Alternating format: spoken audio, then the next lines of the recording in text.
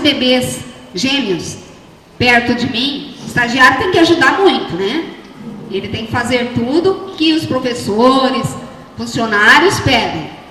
A professora colocava uns 2 irmãozinhos perto de mim e dizia para mim: Su, são seus, cuida deles. Mas os bebês estavam na idade de andar, gatinhar. Eles davam 2 voltas em mim. Quando vi, eles já estavam lá longe, eu não tinha muito ânimo para correr atrás deles. E as professoras riam muito disso. E elas diziam: nós vamos ter que colocar alguém para tomar conta da estagiária, para tomar conta dos bebês. E eu consegui vencer esse 3º ano. O 4º ano foi mais fácil. Eu já havia decidido, depois da última conversa que eu ainda tive com meu filho quando saí do hospital. Eu o encontrei na calçada da faculdade, ele tinha feito aniversário no sábado, e eu disse para ele: parabéns, meu filho. Apesar de você não me considerar e de eu não poder dizer sou sua mãe, eu te amo muito. E eu tenho muito orgulho de você ser o meu filho. Porque ele fez uma faculdade.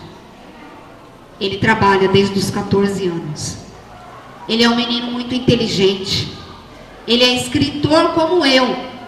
Então não adianta você dizer: não sou filho de tal pessoa, porque você vai carregar o que de melhor ela tiver. E tomar cuidado para não carregar também o que de pior ela tiver. Então ele é muito parecido comigo. Ele escreve músicas com um amigo dele. Ele é compositor.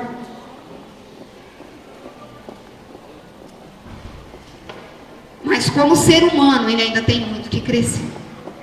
Eu disse para ele: apesar de você não ter orgulho de eu ser a sua mãe, eu me orgulho muito de você ser meu filho. Parabéns, que Deus te abençoe.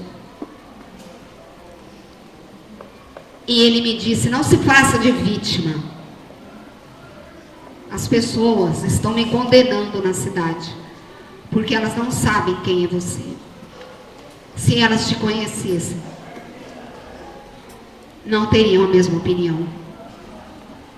Eu nem tenho coragem de repetir o que ele disse.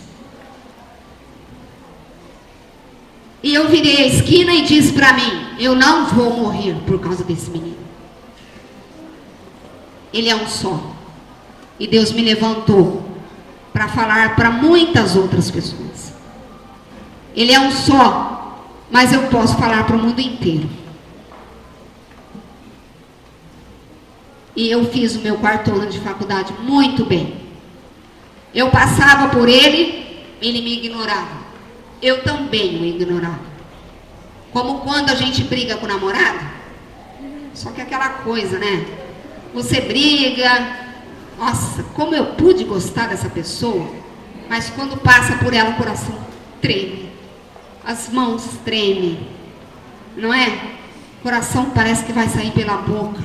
Então era assim que eu me sentia quando passava por ele. Mas eu empinava o meu narizinho e como ele o ignorava.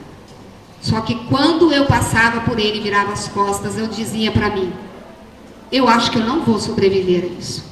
É demais para mim. E entrava na sala de aula e dizia para mim mesmo: como é que eu vou conseguir assistir aula agora? Mas eu continuei sendo uma boa aluna, uma ótima aluna. Eu me considero que fui uma ótima aluna, porque eu tinha todos os motivos para desistir e eu não parei. Eu queria muito o meu diploma e não dava ousadia para ninguém para dizer: ela desistiu por minha causa.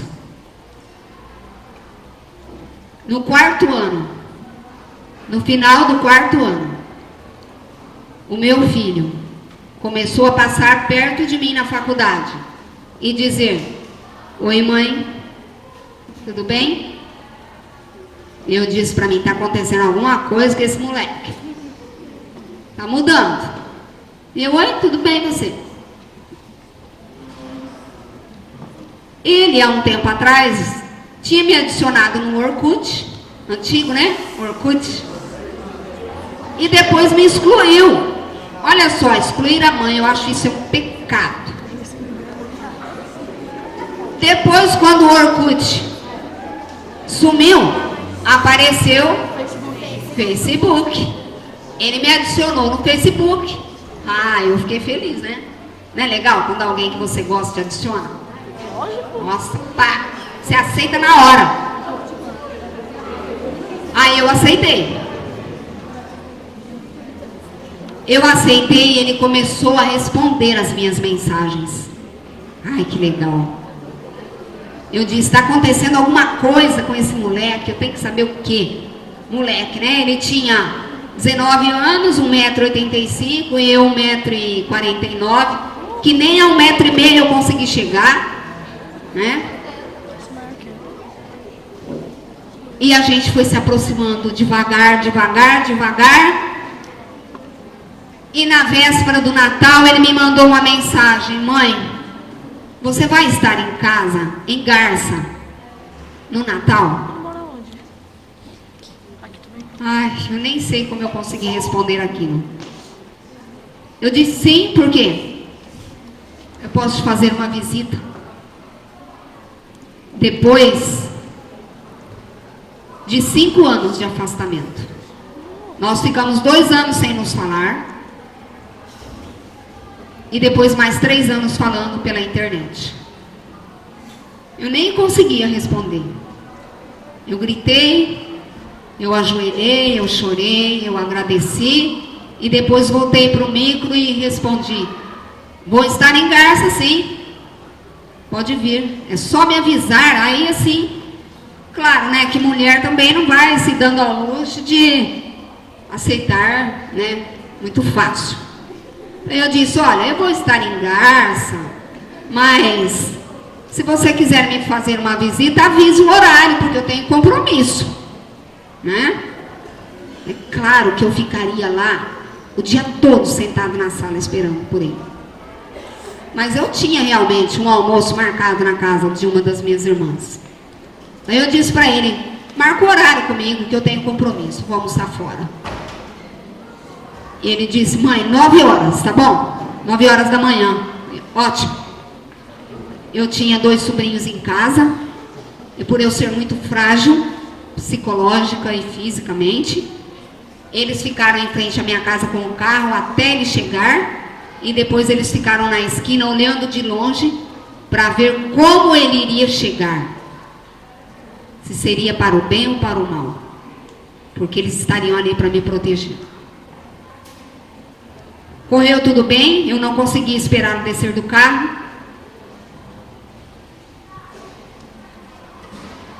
Eu fui para o portão e eu abracei quando ele desceu do carro. Nós choramos juntos. E nós nos abraçamos. E ele entrou e nós conversamos sentados no sofá, ainda meio distantes, meio tímidos. Por 1 hora, conversamos coisas do dia a dia, sem aprofundar muito o assunto. E ele foi embora. Eu fui almoçar, tinha amigo secreto, eu esqueci o presente na minha casa, atravessei a cidade, tão feliz, tive que voltar, pegar o presente, voltar de novo. Toda a minha família ficou feliz. Eu tinha uma irmã que me dizia, me desculpe, quando você está bem, todo mundo fica bem. Então eu tenho que estar sempre bem. Eu tenho que procurar ficar bem. E quando eu não estou, peço ajuda. E a gente ficou mais próximo. E ele passou a me fazer visitas. Depois do Natal, nós passamos mais 1 mês sem nos ver, conversando pelo Face, até que eu peguei uma sala de aula no Edson Puga, em março de 2012.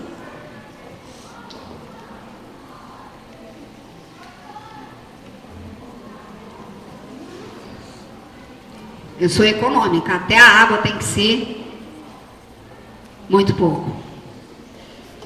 Em março de 2012, eu peguei uma sala no Edson Puga e comecei a dar aula muito feliz. Até que, enfim, eu era professora. Isso foi a minha maior alegria. Mas, em 2 meses dando aula, eu comecei a perder muito peso, tomando uma vitamina de 300 calorias por dia. Era para eu engordar e eu comecei a emagrecer. Algo estava errado. E aí começaram todos os exames. E eu fui afastada do trabalho. Em apenas 6 meses de trabalho. Foram 3 cirurgias em 20 dias. E por isso eu estou afastada do trabalho até agora.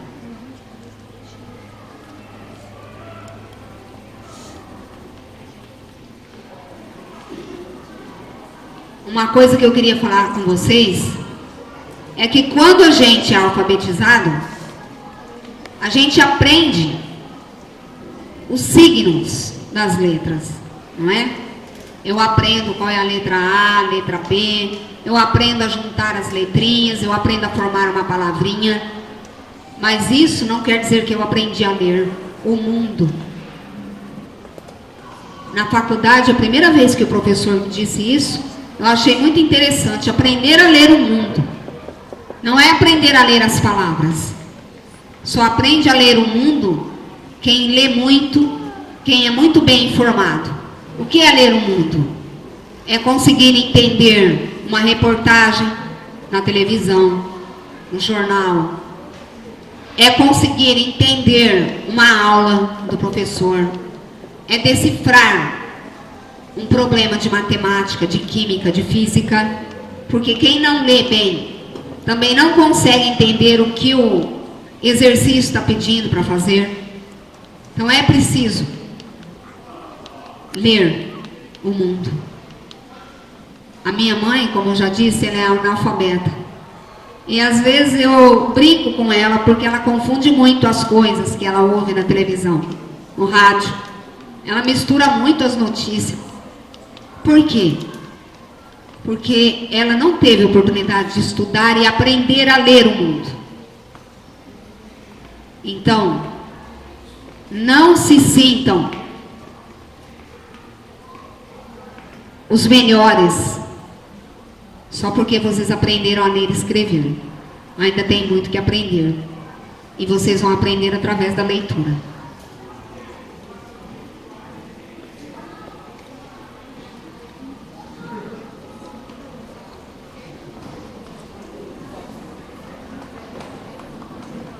Eu queria saber de vocês, com tudo isso que eu falei, se alguém tem alguma pergunta para fazer, eu estou à disposição de vocês para responder um de cada vez, sem barulho, para a gente não perder muito tempo. Alguém tem?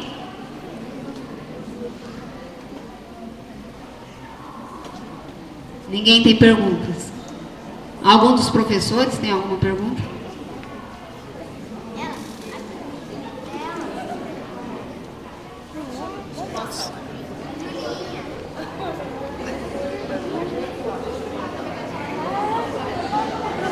Qual que é o nome do seu filho e onde ele estuda? Isso eu não posso dizer.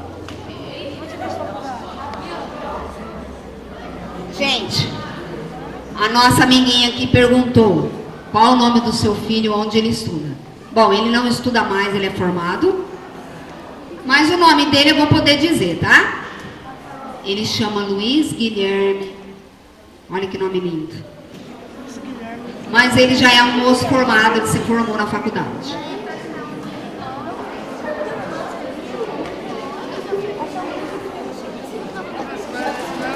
Mais alguém?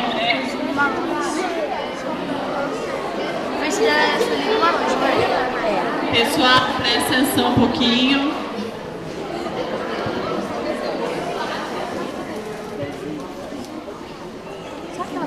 Você teve dificuldade com essa cirurgia?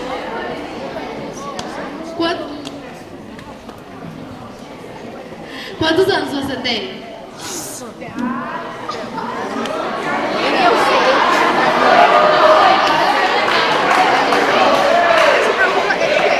Vai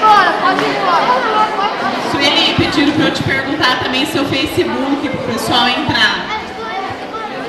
Olha, se eu fosse uma mulher um pouquinho mais vaidosa, não desse tanta importância à pessoa que eu sou e tudo que eu conquistei fisicamente, eu diria que essa pergunta me deixou chocada. Mas eu tenho 48 anos. E meus alunos falavam para mim, você nem cresceu. Não cresceu.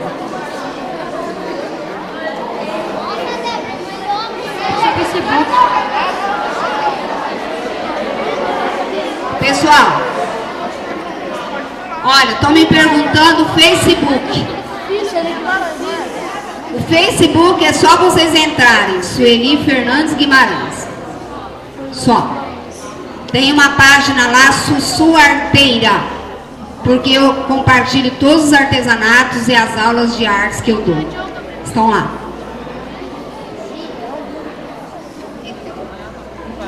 Você teve dificuldade para lançar seu primeiro livro? Olha que pergunta legal, gente. Olha só. Como que é seu nome? O Rodrigo perguntou quais as dificuldades que eu tive, se eu tive dificuldade para lançar o meu primeiro livro. Rapaz, você me ajudou demais nessa palestra. Porque eu fiquei tão empolgada que eu esqueci de falar como é lançar o primeiro livro. E isso estava aqui na minha organização. Lançar um livro aqui no Brasil é uma coisa muito difícil. Por quê? O apoio para os escritores é quase nada. Eu enviei o meu livro para 2 editoras. Uma editora não aceitou porque era editora infantil. A outra editora não aceitou porque era uma editora de livros teológicos. Teológicos que estudam a Bíblia. Então, eu encontrei uma pessoa maravilhosa que todos devem conhecer, o Letério Santoro, da PEG de Garça. Eu comecei a participar das reuniões da PEG, indicada pela psicóloga que me acompanhava na época. Agora eu dei uma folga para a psicóloga, né, moço? E eu comecei a frequentar as reuniões da PEG. O professor Letério me deu muito apoio, organizou os livros, aliás, organizou o livro, escrita, organização, formatação, e me disse, é fácil, não é o fim do mundo. Eu achei que era um sonho quase impossível de realizar. Só que eu tive que arcar com todas as despesas financeiras. Portanto, é difícil, mas não é impossível. Mais alguma pergunta? Quanto tempo você demorou para escrever seu primeiro livro? O tempo que eu demorei para escrever o livro Jade foram 6 anos. Por quê? Porque é uma experiência de vida que precisava ser compartilhada. E como a experiência é muito rica, cheia de detalhes, eu não poderia parar. Então eu parei várias vezes e continuava escrevendo.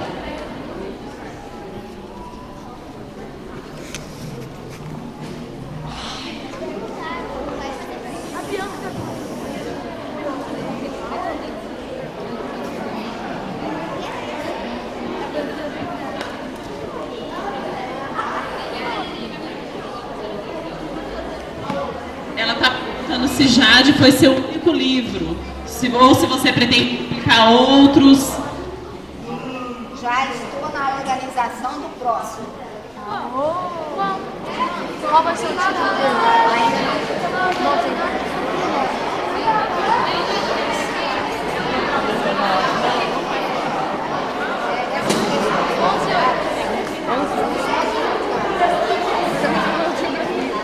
Você está escrevendo uma categoria de livros? Pessoal, ó, vamos terminar com as perguntas aqui, só responder a última.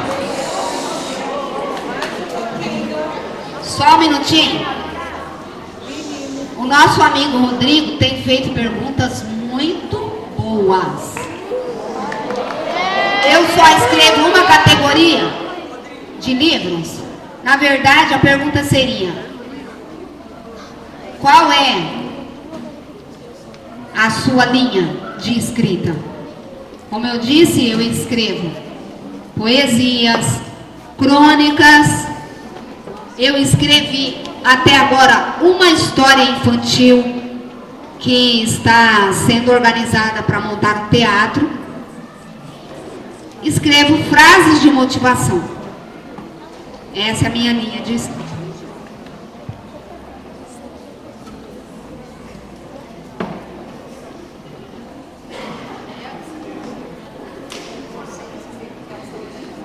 Ele perguntou qual a frase de motivação que eu mais gostei, que eu tenha compartilhado. Eu não consigo lembrar, mas eu posso dizer uma para vocês.